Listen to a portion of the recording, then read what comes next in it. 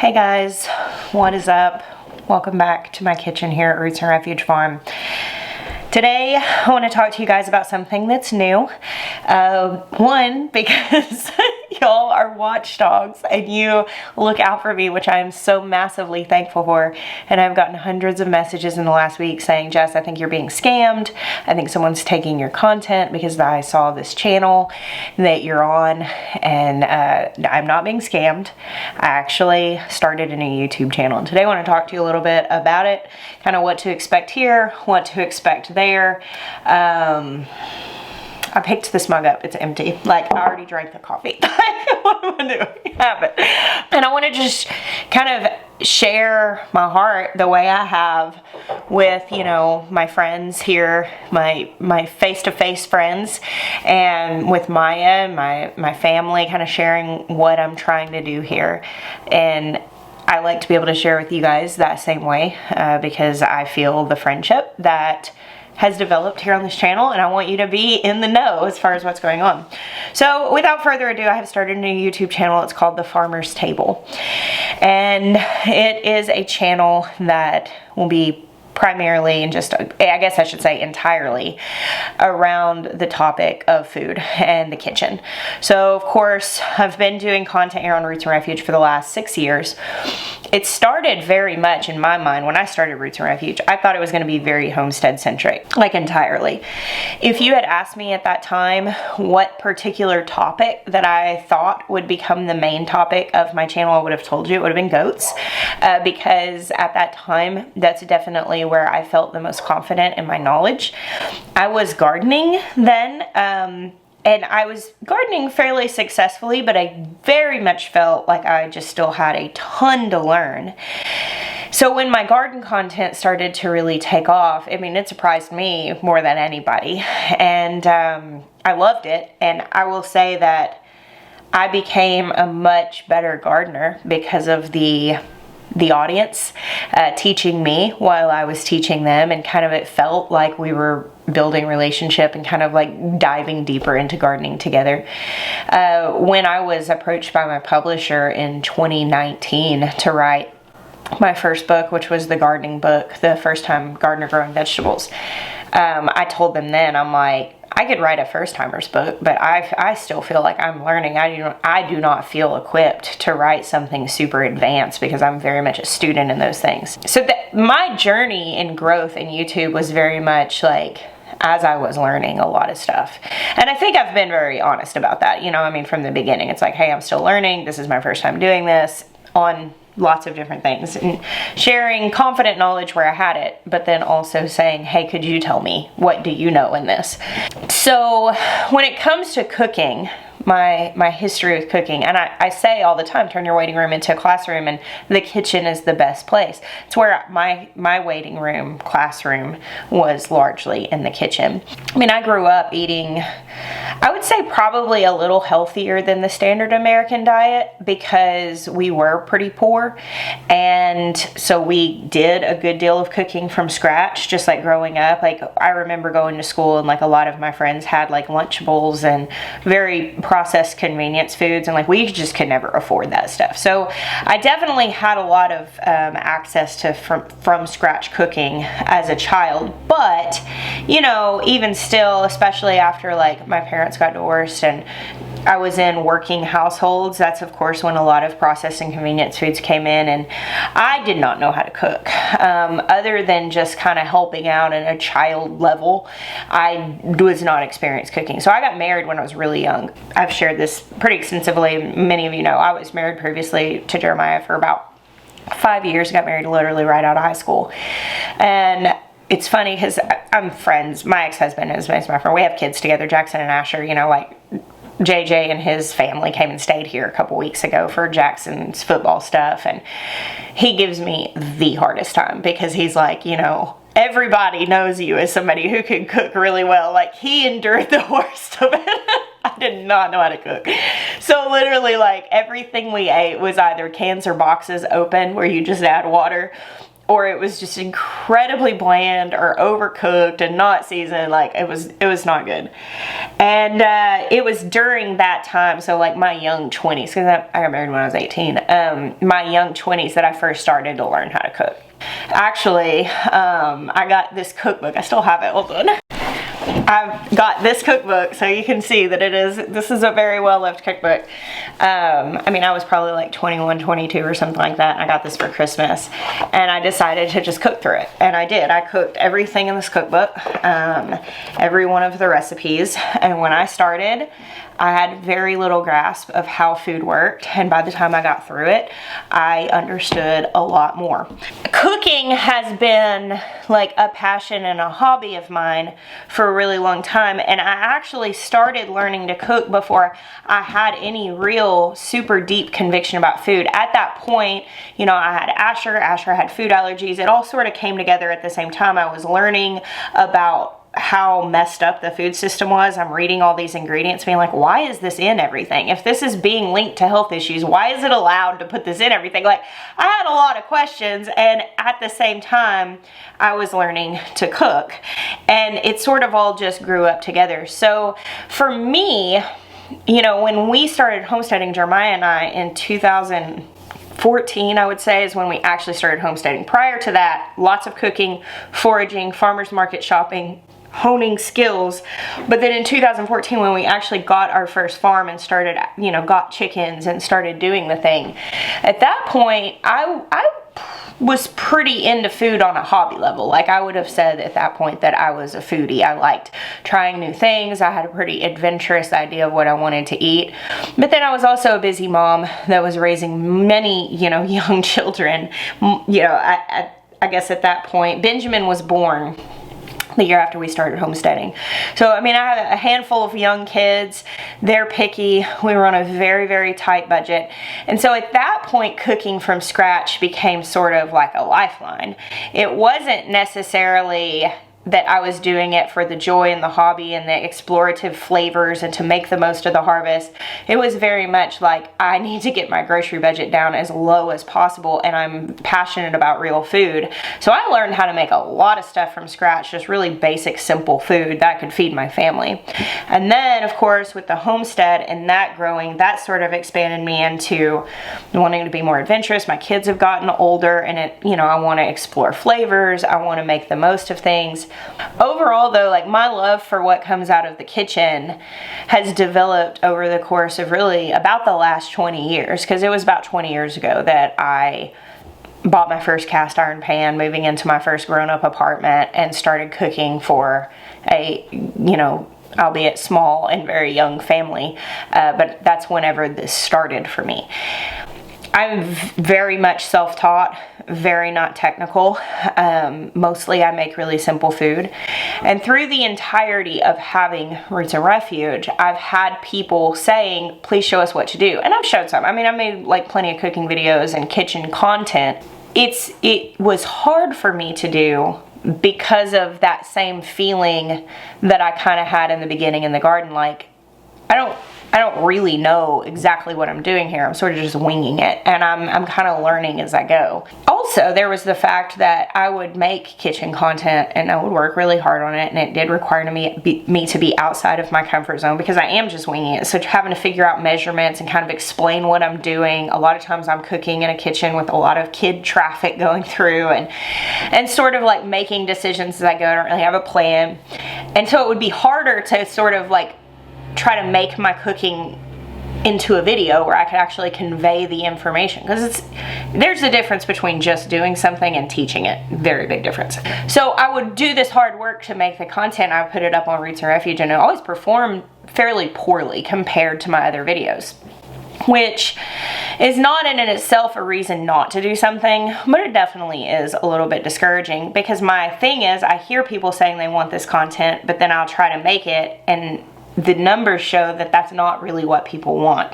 And so I want to give the people what they want. So I would go back to the garden, I would go outside and do the vlogs and all of that. About a year and a half ago, I started to really feel strongly about teaching this. And I did some videos, and I mean, if you're here and you've been here and you watch all the videos, you've probably seen and noticed maybe over the last year that I've really made more of an effort to talk about like kitchen tools and processes, and talking about the importance of eating real food, and showing more like basic recipes where I go out and get something and make it.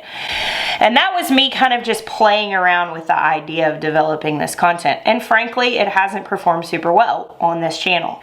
You know, as inflation has gone up a lot, and I've dealt with this like real inner sense of, I don't want to say turmoil, because I haven't really felt turmoil. I don't know exactly how to describe what I have felt, but I have cried in the grocery store multiple times. Not because I couldn't afford the groceries, because though I know how to be poor, because I was poor for a long time, I'm not stressed out about buying groceries anymore. That's not the stage of life that I'm in. But because that is where I was for so long, when I go in the grocery store and I see things that used to cost $2 now costing $6, I still grocery shop with my old budget in mind. I don't have to stick to it, but it's there. And when I make a conscious decision to buy something that I used to not be able to afford, I feel it. Like I'm not on autopilot whenever it comes to spending money on food. It's just, and I know that some people will say that that's like poverty mentality, and it's not. Like I don't feel bound by the way that I used to have to think. However, that does not lightly go away. If you spend decades of your life basically having to scratch and scrimp and figure out ways to stretch things, that just doesn't go away. So I still have those mindsets very much when it comes to food now. And the inflation at the store has been massively overwhelming to me because of those mindsets. And I multiple times, Jeremiah can tell you, I have called him like actually very upset from the grocery store saying, Maya, I don't know how people are going to handle this. Like I cannot understand like how people are going to handle this. So I've talked about that some recently. I did a video while I was picking peppers a while ago talking about like buying real food on a budget, you know, and it was just a conversational thing. There were no notes. I mean, that was just one stream of consciousness coming from that place of having lived that for so long.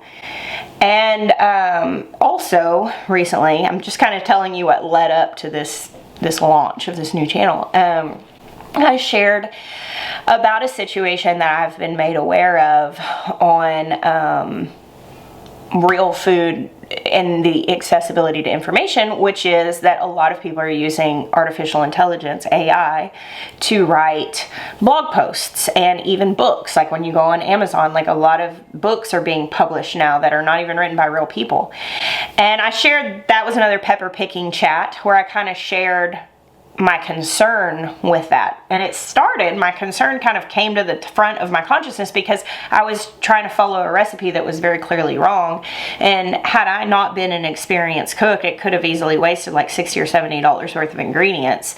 I was able to salvage it, but it kind of made that, it rose up that same thing that cries in the grocery store. It's just, maybe it's compassion, I don't know if it's empathy, whatever it is, but just this feeling of like, this is unjust, like this is not okay, that it's like this, how are people going to navigate this? And I ask you guys to participate in a collaboration on reliable resources and sharing books. I'm still going to post my video about that, but that actually got me thinking about sharing information. And I have a website where I've posted recipes and stuff like that.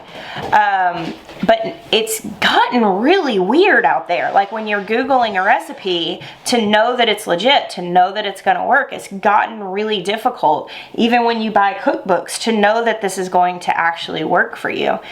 And in thinking about like what to do about this situation and thinking about this reliable resources and like what resources do I wanna share. I was just in here cooking dinner one night, and it just struck me that like I could do something about this. Like, when I feel the injustice of it and I feel the compassion that it brings up in me and I want to help people, it just struck me like that I actually am very well positioned to help people when it comes to this. I just have to get over myself, and I have to get over the insecurity of not being perfect, and I have to get over the insecurity of being self-taught and still learning a lot of things. And it really struck me that I was in a very similar situation now to when I first started Roots Refuge, and being like, okay, am I willing to transparently let people in on my process, the things I do know, the things I'm still learning? Am I willing to be vulnerable in that way? And I kind of realized the fact that, like, my whole hesitance to share kitchen content was, one, very self-protecting in being like, I don't know that I want criticism in this. I don't know that I want eyes on this. I kind of want to just get it done. The other thing was just kind of juggling the logistics of just being incredibly busy. I realized that, now it's not the same as it was a few years ago. We do have help on the farm, and I do actually have time to be able to make indoor content way more than I used to be able to, because I'm not as desperately needed to manage my farm as I was before. And with inflation being where it is and people really feeling that struggle, I do want to help people. That's really important to me. That night, the night that I kind of had this aha moment while I was cooking dinner, I went and registered this channel. Now, the name is called The Farmer's Table. In 2018, I was in my garden. So it was like early on, like it was July of 2018. So Roots and Refuge was literally just taking off. Probably had less than 10,000 subscribers at the time. And I was listening to a podcast. I was working in my garden, back in the little square beds in the back, if you guys remember my old garden. And I just had this kind of like image pop in my head, and I don't know. I mean, I was definitely praying and like just in that state. When I'm working, my hands are busy, is when I do my best thinking. And I had this image pop in my head of this restaurant, and it was at our learning center, and it was the Farmer's Table at Roots Refuge Farm, and I could see people coming in, and the food came from this farm. And so this whole time I've mentioned it, you guys have heard me mention it, I've imagined us doing our learning center and us doing our thing, and I always just kind of thought of the restaurant as a side note, as just something that wasn't super prevalent. It's like, okay, you have a farm, might as well do a Farmer's Table restaurant. I've been asked many times by you guys, and I've been approached by publishers about doing a cookbook, but it's always been like, I don't know, it just doesn't feel like the right time, I don't know. And I've just had this hesitance, and I don't know what happened. I think it was sort of an aha moment. Just this thing of seeing all of those pieces and all this compassion and empathy that I felt, and this concern that I felt, and the alarm at AI, and the alarm at the lack of resources, and the alarm at people not being able to handle the current situation, that I realized, like, oh, I have the solution, and I've had it all along. I've had this idea all along, so let me put it into place. So I registered the Farmer's Table that night. It's been a few weeks ago. I sat on it for about a week and a half or two and didn't do anything, and started making excuses and started talking myself out of it.